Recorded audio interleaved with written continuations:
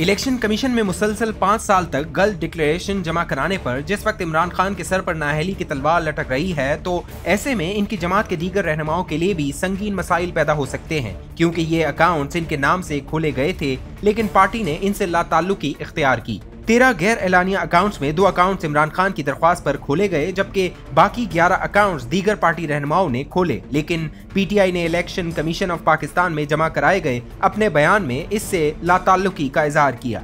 नतीजतन election commission ने इन्हें जाली, बेनामी, नामालूम अकाउंट्स करार दिया और तहकीकात से मालूम हुआ कि इन अकाउंट्स में से रकम पीटीआई के एलानिया अकाउंट्स में मुंतकिल हुई। फॉरेन फंडिंग केस के फैसले में लिखा है, चूंकि पीटीआई ने अब इन अकाउंट से लाताल्लुकी जाहिर की है, लिहाजा ये तमाम अकाउंट्स गैर कानूनी और जाली अकाउंट्स बेनामी की कैटेगरी में शुमार होते हैं। मजीद जायजे से मालूम होता है कि मुदन आलिया की जानिब से एतराज में कोई जान नहीं, और इसकी वजह यह है कि बैंकों के दरमियान रकूम के तबादले इंटर बैंक ट्रांसफर से मालूम होता है ये रकम पीटीआई ने नामालूम करार दिए गए अकाउंट से अपने एलानिया अकाउंट्स में ट्रांसफर की। इनमें से एक अकाउंट मियां महमूद रशीद ने खोला और वही इसे इस्तेमाल करते थे। वो उस वक्त लाहौर में पार्टी के सदर थे। अकाउंट का टाइटल पीटीआई लाहौर रखा गया। इस अकाउंट से 16.182 मिलियन रुपए निकलवाए गए और 20.372 मिलियन रुपए जमा कराए गए। लाहौर से ही एक और अकाउंट था जिसे मियां मोहम्मद फारूक इस्तेमाल करते थे, जो इस वक्त पार्टी के सेक्रेटरी जनरल पंजाब थे।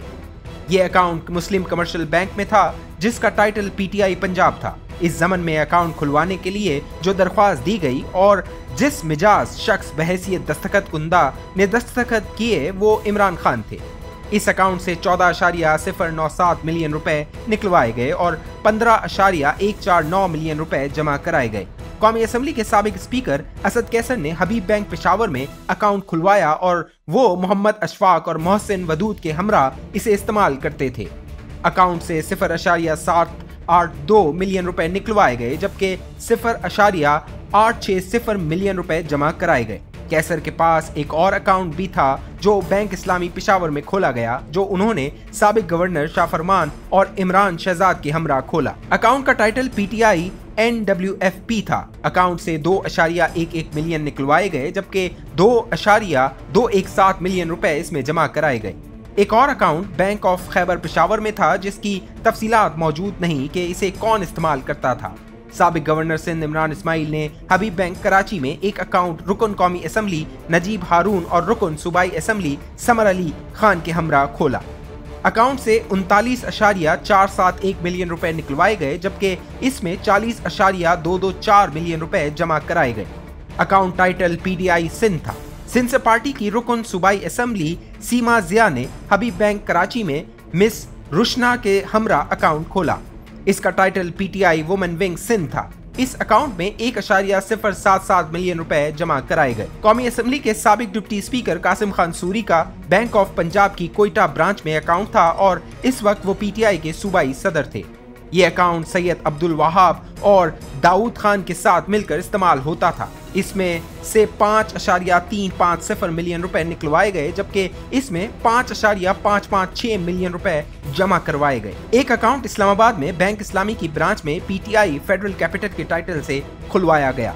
अकाउंट खुलवाने की दस्तावेजात मौजूद नहीं, लिहाजा इस्तेमाल करने वाला शख्स नामालूम है।